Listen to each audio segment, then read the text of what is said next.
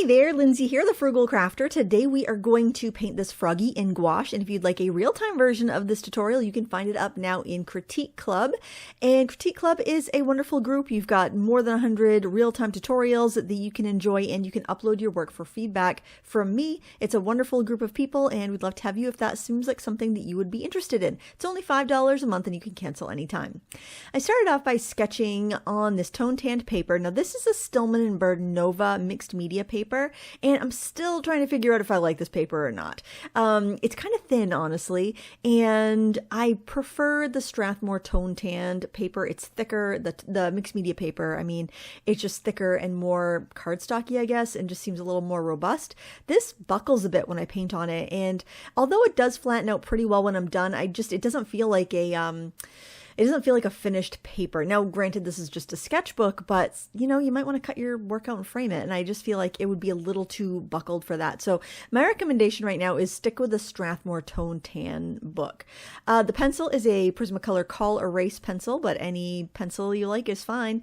The reason I was using this red is because I find that often drawing in a color, especially an opposite color to what I'm going to be painting, just, I don't know, sparks the creativity a little bit, and I don't know, it's just a little fun and easy to see on camera too, which is a big plus. The gouache I'm using here is by Turner. It is the Turner Design Gouache. I was going to use my little palette, but I still had some Da Vinci gouache on there that I didn't want to wash off and waste because I like that paint too.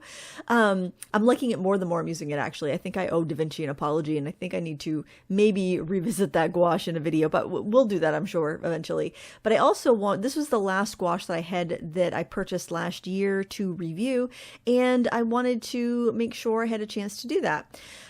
So the water in which you probably saw from the reference photo that I popped up on screen. Now, if you're in Critique Club, you'll see those reference photos that you can download at the bottom of the videos. I also posted these on Instagram, so if you're not in Critique Club and you just want to, you know, sketch along from the photos, you're welcome to. The water was very shallow. It had a lot of like grass and weeds and stuff growing in it, and so it's not that crystal blue color, you know, that we think of as water as it reflects the sky. We don't really see that here, so I was getting those colors in there. I did work with a fairly limited color selection from the Turner Designer Gouache. Now, this is it's like opaque watercolor. It's rewettable. But if you wanted to do this with the Turner Acryl Gouache or Holbein Acryl Gouache or acrylic paint or oil paint, you definitely could. I like gouache just because I don't have to finish it in one sitting if I get called away. I can just mist my palette with water and go right back at it again. The palette's a Meeden porcelain palette, which I intended to use with gouache paint. I wanted to review these paints first before I decided what I wanted to put in this palette. But I'm also kind of, I want to have a studio palette. This is my idea for gouache. I want to have a studio palette where I have the color wheel represented, and I just kind of freshen the colors as needed, because if I'm working at home, I like to work from fresh gouache, honestly, but I also don't want to waste the gouache that's there. So if I've got a bright red gouache and I need a little bit more, I can just top it off, right, in the same well. And that way I eliminate waste, because when you put that fresh gouache on top of the older gouache, it does kind of reconstitute it a little bit. So I just thought that would be a really nice way to deal with my my studio gouache painting, if I'm, you know, just to kind of have a palette set up. But I was kind of thinking I would like to figure out what my favorite colors are from my favorite brands and just kind of set that up in the studio palette. But I don't know. That seems like a lot of planning, and I've had this palette for a while, and gosh, it's fun to use it. I love a porcelain palette. I really like the design of this one. Like I said, it's by Meeden, but I believe it's based on the Stephen Quiller palette. So I know that Quiller offers a plastic one. I'm not sure if he has a ceramic one or not, but I know he has a plastic one if that's what you prefer for like weight and whatnot. But it is a large palette, FYI. You're just seeing like a third of it here.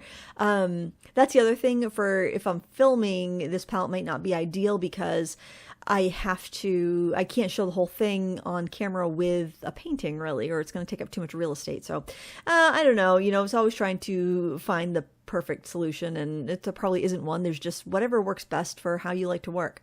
So for these black details, I'm mixing, it's called cobalt blue in Turner, but actually it's more of an ultramarine blue with burnt sienna.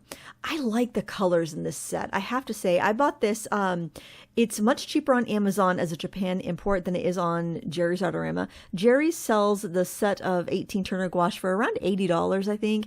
And on Amazon, I paid $36 around Black Friday last year, but it's around $44 right now. Still a bargain, I think, for 25 ml tubes. So they're a good 10 mLs bigger than your typical gouache tube.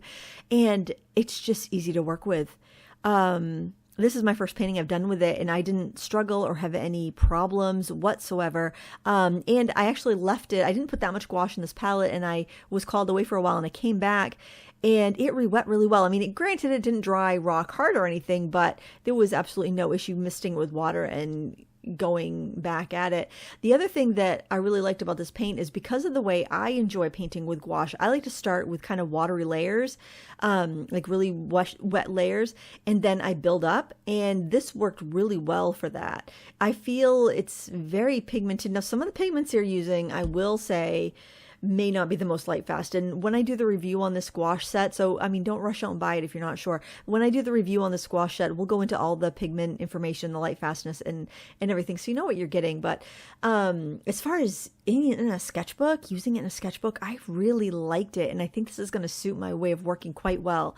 I really need to dig into the pigments there and see how much I would trust them, but I have no qualms. I have no qualms. There was nothing that gave me the when I was using them, when I was swatching them.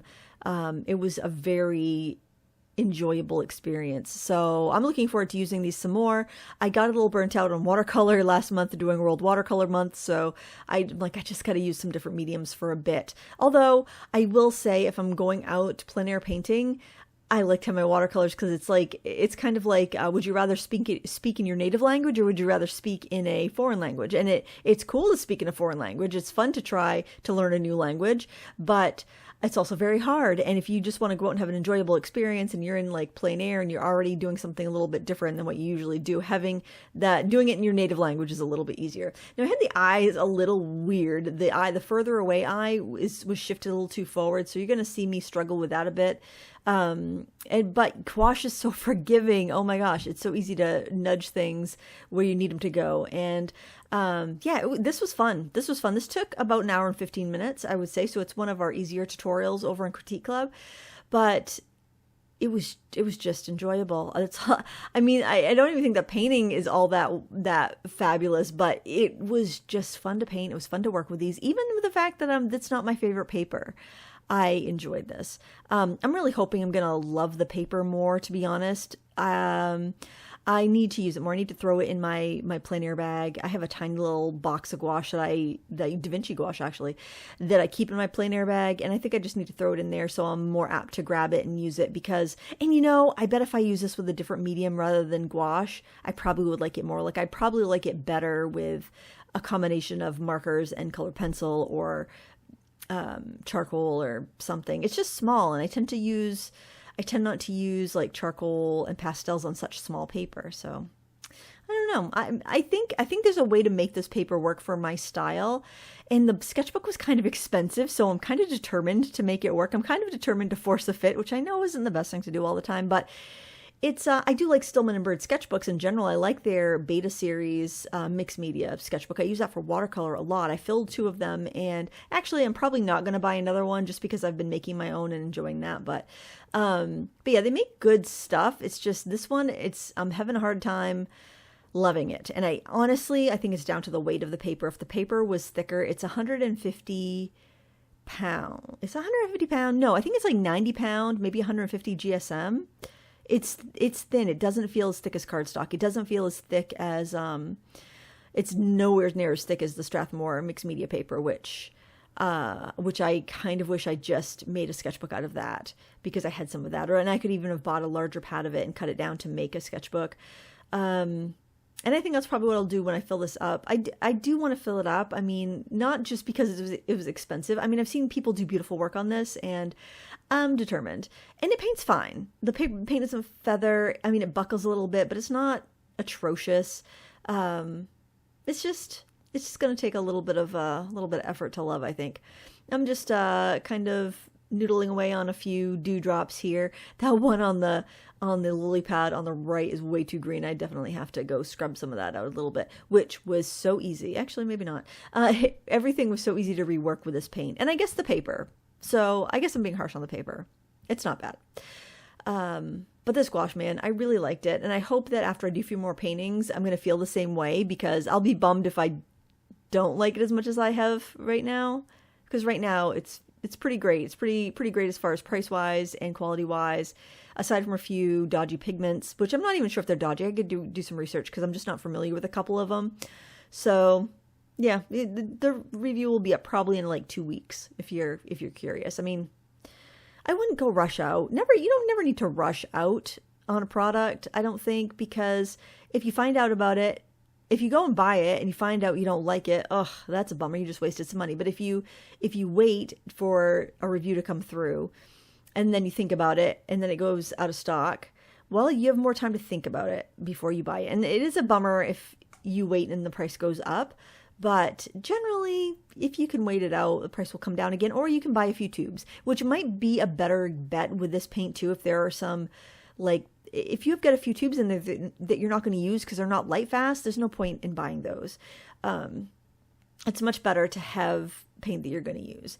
So I dried that with a heat tool and I heated up the tape a bit because the paper can be a little bit fragile with tape. So heating it up with a heat tool is going to make it a lot more apt to be able to remove that tape without damaging it. So that's another thing with the paper. But it's not a bad practice if you have a heat tool or a hairdryer with any paper like that. So I refigured the eye, and I also added a little bit more shadow around it to kind of do a negative painting around the frog to pull him into proportion a little bit more. And he does not really look that much like the frog from the photo that I took, but it looks like a frog, and I'm okay with that. I think this was really fun. It's cute in a sketchbook, and I'm happy with it. Is it my best work ever? No, it's not. But also, speaking a foreign language, working with a different paper, working with a different medium.